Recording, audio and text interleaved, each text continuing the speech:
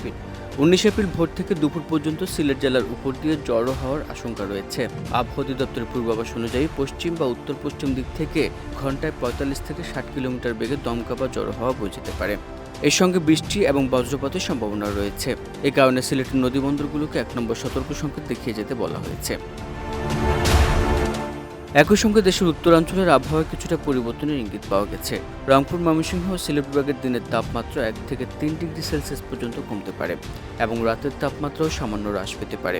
তবে দেশের অন্যান্য অঞ্চলে তাপমাত্রা প্রায় অপরিবর্তিত থাকার সম্ভাবনা রয়েছে।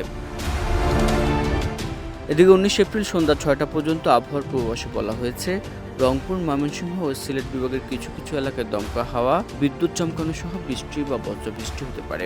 পাশাপাশি রাজশাহী, ঢাকা, খুলনা ও চট্টগ্রাম বিভাগের 2-1 জায়গাতেও একই ধরনের আবহাওয়া দেখা যেতে পারে। কোথাও কোথাও বিচ্ছিন্নভাবে শিলাবৃষ্টিও হতে পারে।